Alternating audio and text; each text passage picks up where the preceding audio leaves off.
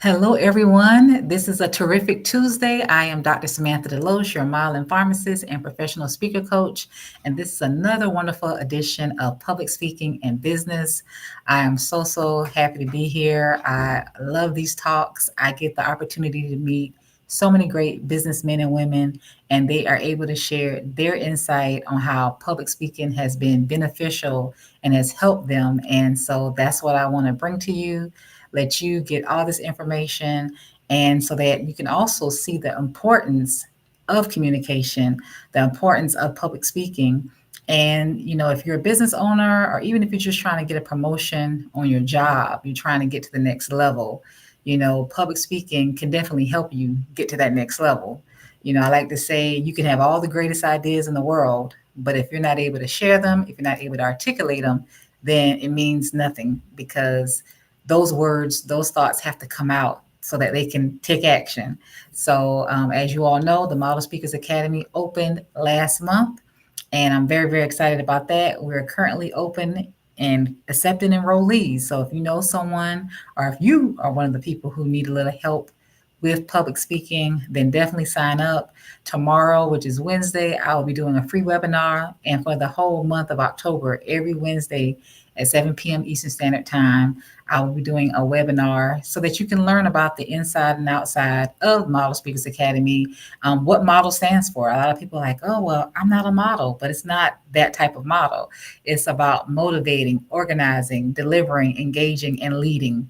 That's the kind of model that we want you to be able to do when you speak. Because when you have the microphone, you're a leader. And so we want everyone to be seen as a thought leader, as an expert in their respective fields. So enough about that. I have the pleasure of talking to someone who is from Canada. He told me the eastern side of Canada. So this will be, I think, my second Canadian guest. And I'm just so excited about it. I love technology when it works right. When I'm able to be here in Charlotte, North Carolina, in the United States, and I can talk to someone all the way in another country. So I think that's a beautiful thing. So welcome, Corey. I'm so glad you're here. And tell us about Blue Talks. Oh, I'm so happy to. Well, first of all, thanks for inviting me. And yeah, I'm honestly super happy to be here. And, Blue Talks it's become a passion of mine in the sense that I have been a paid speaker myself for 20 some years. And people kept coming to me saying, how are you getting paid to speak? And how are you doing it so often? And finally, I decided maybe it's time to start teaching it. And so I put together a speaking program. Initially, people wanted to learn about speaking, and the program was really popular. But what I found is a lot of people, I always say it this way, they wanted to be in the car, but they didn't want to be driving the car. So a lot of people didn't want to have to roll the sleeves up and use the system I was teaching because it involves quite a bit of work. So, and I'm making this the very short version, but fast forward a number of years, and 4.5 years ago, we launched this thing called Blue Talks. Blue is BLU, and it stands for Business Life Universe. And so the idea originally was we were launching what I'll call something that would be comparable to TEDx meets Chicken Soup for the Soul. And so we basically, I had people asking me for two things. One was people said they wish there was a spiritual TEDx type stage. And the other was saying, I wish there was somebody that could help me basically get the tools I need to be booked as a speaker. And so that's where the Blue Talk side came in. So created this thing, launched it, did 3 events before COVID, only to have COVID happen. And then the world say, oh, you want to do live events? I'm sorry, no more live events for you. And we were launching a live event brand. So I always say it's not the best time to launch a live event brand whenever the world is shutting down live events. So we added in a book series, a live virtual stage, and then a podcast. And eventually, so September 2020, almost a little over 4 years ago today, we officially launched Blue Talks to be 4 platforms. So essentially, we had the live stage, the virtual book series, and podcast. And so what we do and what we started doing for people is featuring them on those 4 platforms so that, and this goes into the public speaking business, so that by the time they were, working with us for a few months, They could literally on their bio say they spoke at an event on site at MIT or Columbia or Oxford or Cambridge. They would have a polished video of them, 4K, top quality video that they could use forever. So they basically would have their own video, like speaking video or sizzle Hmm. reel, and they also would be featured in a best-selling book with some big name thought leaders. So the latest one we're doing is with the late Bob Proctor. So they can say they were actually featured in a book with the late Bob Proctor, and then the book will bring to Amazon and Barnes and Noble bestseller status. So they'll be able to say they're a Barnes and Noble and Amazon bestselling author, and so you can start to see a Hmm. lot of it is about positioning. Yes. So it's and none of it's manipulated. Like they have to show up, they have to do the talk, they have to send it the chapter in the book, but we basically have built a incubator where we can do the rest. And the other side to it is it's not just we built it for experts to showcase what they're doing, but we also built it to be like TEDx in the sense that we have platforms over air the stuff. And so we're on Apple, Roku, Amazon, Google Play, United Airlines. We're also on 22 FM stations with over 2 million listeners. And so basically, that's what Blue Talks is. We built it to help get experts what they need to be taken seriously in their field. And at Hmm. the same time, to share important messages with the audiences that watch or hear the Blue Talks themselves. Wow, well, that was a loaded introduction, and that's excellent. Blue Talk sounds like the one-stop shop, like you said, to help experts, thought leaders to be seen and to be seen credibly. Because you need credibility when you're launching a product or a service, and so that's excellent that Blue Talks offers all of that. So let's just get right into it. Why do you believe public speaking is such a crucial skill for business professionals today? I mean, I can speak both from experience and from my opinion. And I say that because, I've lived this. It's been 20 some years. Hmm. And I haven't seen anything. This is the best way I can say it. I haven't seen, there's a couple of things. One side is it's such an essential skill that can elevate every aspect of your life. So your career, your personal life, your relationships, like learning to be an effective communicator is going to have a positive impact on everything else you do. But on the other side, the business side, I haven't found a more effective way with authority, I'll add that in, to reach an audience and influence people around your message. So, when you like, if I think about it from a business point of view, if you go do a talk for a chamber of commerce with 3,000 people in the room about your business, and they fall in love with your business during that talk, they now, from 6 degree of separation point of view, can bring that out to the masses essentially. And not only can you reach that many at once, but the way you reach people from a stage is so different than a book and writing, what have you. You reach them in a more intimate way because they just spent time with you. It's a Hmm. verbal thing. And so I think speaking is just one of those skills that will always serve a person well. And Hmm. for me, it's changed everything. Like it's on the personal side, the life side, it's helped in that way. Career side, it's helped in that way. But even growing a business, it's truly helped me get my message out to way more people than I could ever let's say reach otherwise. But then on top of that, you could add in social media. Now that Oh, we're in a yeah. world of social media, everybody has their own sort of media arm. And so if you're an effective communicator, you literally can reach more people because when people listen, they listen closer if they feel like you can communicate a message maybe much better or more effectively than somebody else. Wow, yes. And I love that you said that both sides. If you're an effective communicator, it's going to help your personal life. It's going to help your work life. It's going to help your business. Like every aspect of your life will benefit in a positive way if you can effectively communicate. And I think it's important to notice that, when we talk about communication, it's not just about talking, but it's about being able to listen and to understand what it is that the person you're in relationship with, needs. And so it's a relationship really. I'm talking, but I want my message to be received. And I want the person to, understand what I have to say, and I need to understand what they want to make sure that I'm articulating, what they need. Because when we talk, it's not about us. It should be about the person listening. It should be about the audience. And so if you ever get up on a stage and it's like it's all about me, then you're on the wrong stage because you want to make sure that you're reaching the masses, you're reaching your audience, and you're not talking over their head and you're not talking under either. You want to make sure you're meeting them right where they are and have a relevant message that is going to cause them to act.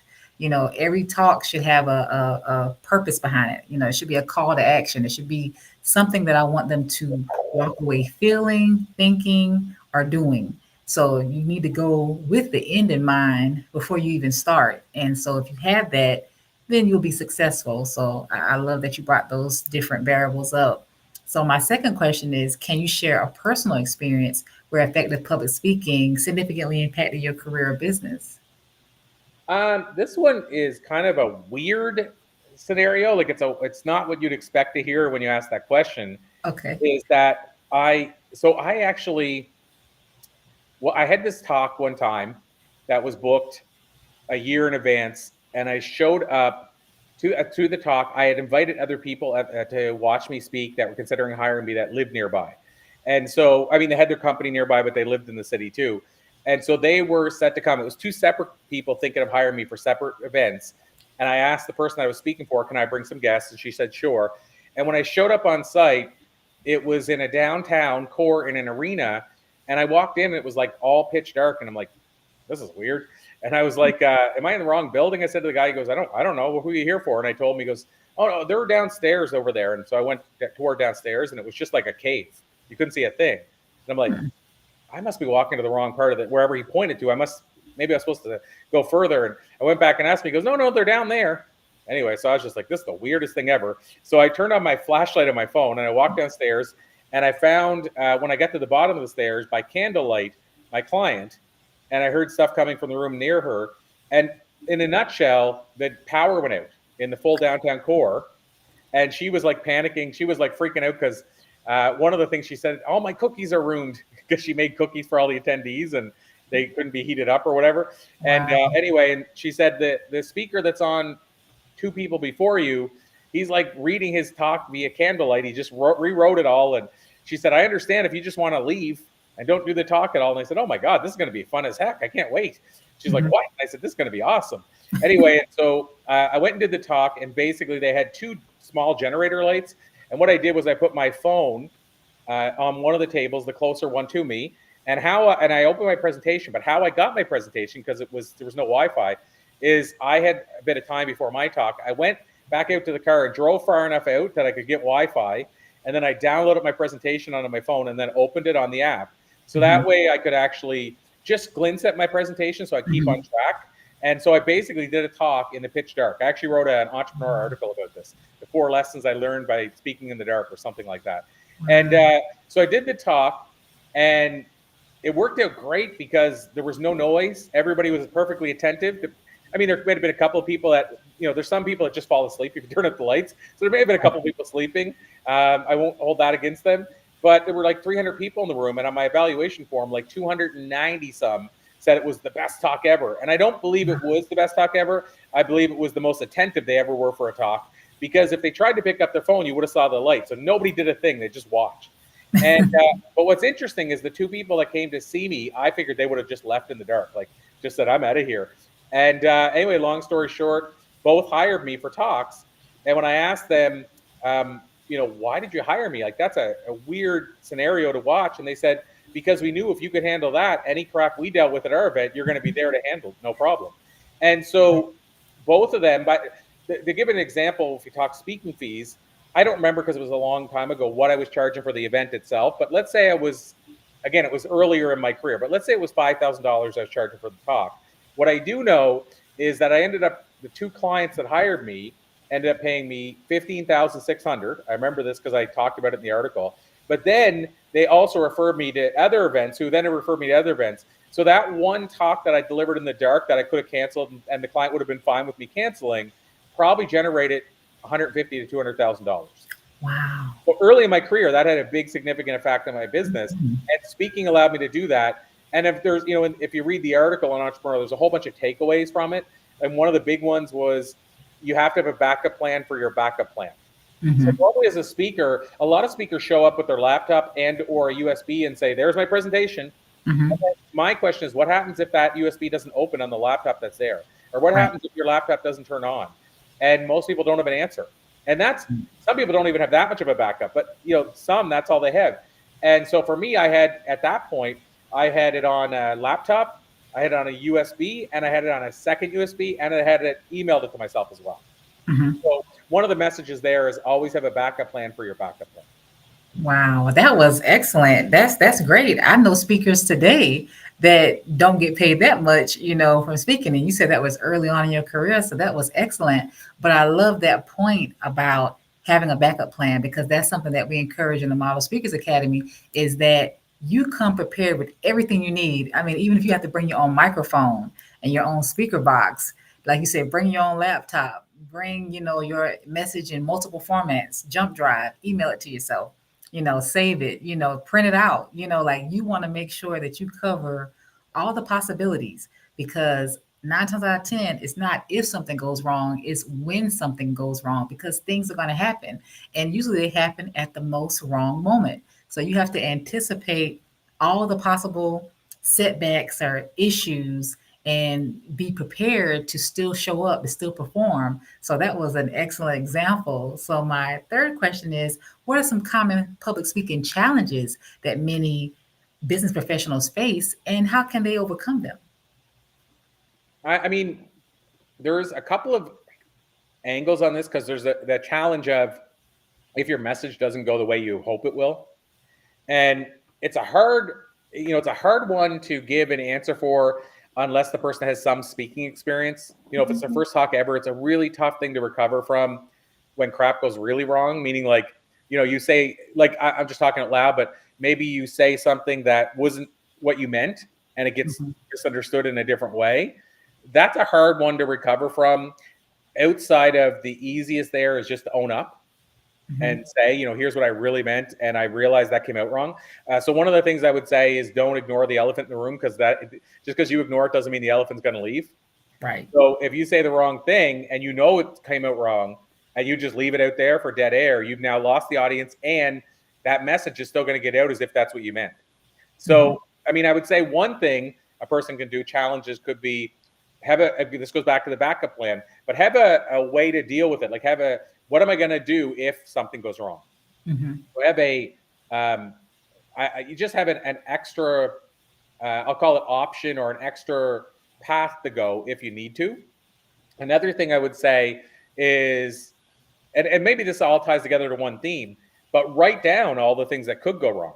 The Mhm. mic doesn't work, or my laptop doesn't work, or my PowerPoint doesn't work, or the person that's supposed to introduce me doesn't show up.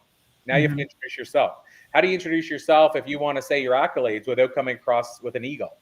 So if you say, like, if they're going to introduce you and they say, Corey's a multiple time TEDx speaker, a Wall Street Journal USA Today bestselling author, and et cetera, et cetera, that comes across as them giving me that, passing me over the torch of authority. But if I go and say, I'm a Wall Street Journal USA Today, it looks like an ego thing. So what do? How do you take the air out of the room? So what I would do in that circumstance is, if I had to introduce myself, I'll say the things that I wanted to say. I'll say less of them than if it was the MC. So I'll just focus on maybe 3 big ones. But how will take the ego out of the room right after that is I'll say, you know, when I hear that bio and I hear that myself, it's still hard to believe that's me today, because let me tell you, it wasn't always this way. Let me Mhm. tell you how it began. And then what I try to do is show people I struggled. This was my path. This was my journey. I'm still struggling. And Mhm. so, again, I didn't plan to go down this path, but I will say maybe the message there is, as entrepreneurs, as speakers, know what you're going to do when stuff goes wrong, because as you said, it will. It's not a matter of if, it will go wrong. So what are you going to do on a stage when something goes wrong? How are you going to come back from that? And the thing I will say is, quite honestly, um, if you plan that way for the fact that stuff will go wrong, what I find is you have more confidence anyway, and less goes wrong than if you don't. Mhm. Wow, that's good. I love that because you're right. You never can beat preparation. That's the top thing. Practice and prepare. So if you've already prepared for the worst, you practice, then you have no choice but to go out and just deliver. So I love that. So my final question is, what is one essential tip that you would give to someone looking to improve their public speaking skills? I mean, I will, as you can probably tell, it's hard for me sometimes to just give one, but I Mhm. will say, if I had, again, I'll say, push to the wall, being forced to give one, the first thing that popped into my head is study the greats. So Mhm. like YouTube is our friend now when it comes to speaking. Like study the best speakers, study the Les Browns, the Lisa Nichols, Steve Jobs was considered one Mhm. of the best presenters ever. Study them and then make notes of what they're doing and then incorporate that into uh, how you speak, but then I'll add a caveat to it. But don't try to become the next Right. Les Brown, the next Lisa Nichols, the next Steve Jobs, because that role's already taken. They're doing a better job than you're going to anyway, because they already Right. own that role. So become the first you, but at the same time, look at what the best of the best have done and figure out how the strategies. For example, I'll give you just to give a real visual on this. Steve Jobs, if you go back and watch a lot of his talks that he did to launch new products, he counted out three on his fingers. And there's a big thing in the speaking world called the rule of three. I learned it also in the Mhm. coffee world. And so you'll notice that Steve Jobs says, for example, when he was launching the iPhone, the idea was he was launching it as because it's an iPhone, it's a phone, but also it's like an iPad, or sorry, an iPod, I should say, and it's a computer, a small computer. When he launched it, he said, "What I'm about to launch, we're going to launch three products on one day. We're going to launch a phone, a music player, and a computer." Did you hear what I said? A phone, a music player, and a computer. Did you hear me? A phone, a music player. You see what I'm doing here, right? Mhm. He Mhm. listed three times. He listed three over and over. That's not coincidence. He planned for threes, and I mean, what he did there, how the big, he liked to have big payoffs. The big payoff was you thought it was now three separate devices they're launching, and then he pulled out the phone in his pocket and said, "See what I mean? We're launching three products today," but it was really just the phone that did all three of those things. Mhm. But what I'm getting at is you can study that and don't copy Steve Jobs, but you can say, "How can I work in three?" Like the message Mhm. of three. Another thing we talk about often is create a villain and a hero, or reveal the hero and a villain, and it doesn't have to be a thing. So your talk could be about how you overcame cancer, and cancer could be the villain. But let's say a mentor you had that said, a cancer advocate that spent all this time with you teaching about how to battle it best could be the hero. And so people like to have somebody to cheer for and somebody to throw rocks at. That's Mhm. proven. So create the hero and the villain, or reveal the hero and the villain. And I could go on and on, but you get the Mhm. point. Is what I'm getting at is the big tip I would give for people is study at the feet of giants, learn what they do, figure out how you can do that as well, while also staying who you are, true to who you are as a speaker. Wow. So what I gathered from all that is be inspired, but don't imitate. So, or don't try to copy them, verbatim, learn from them, but try to implement it in your own life. So if I had to pick a villain, I would say the villain would be stage fright for many speakers. And then the hero would be getting a coach or, practicing or preparing or whatever the steps you take to get ready for your speech. So there's ways that we can incorporate all of these lessons into our own everyday life and even with talking. So thank you so much, Corey, for sharing your insights. And I just want you to share how we can stay in contact with you, or if you have anything coming up that the viewers might be interested in. Yeah, it honestly depends on I'll say which path a person wants to go. If they just want to reach out and say hi, that's one path. If they want to know how we work with Blue Talks and if they might be a fit, like if they're trying to get their message out to more people and they need that extra boost in doing so. So if somebody wants to learn more about Blue Talks and see if they're a fit, I would actually send people to Speak on Blue, which is BLU. So speakonblueblu.com. And the other option would be is if they just want to say hey and tell me they heard me on the show, I would just give my own email, which is Corey at Blue, BLU, Talks with an S on the end. So TALKS.com. So Corey at BlueTalks.com or speakonblue.com would be the two places I would send people. Well, that is excellent. So I hope everyone got some insights from Corey today. He definitely brought some real life examples and just some tidbits that I think we all could benefit from. So I hope you've been enjoying this public speaking and business series. And as always, I hope you take time to tag people or, invite others to watch. If you're watching it as a replay, put hashtag replay. And tomorrow I'm going to have another great edition. So thank you so much again, Corey, for tuning in with us and joining us. And everyone else, continue to look at what's going on with the Model Speakers Academy and sign up for the webinar.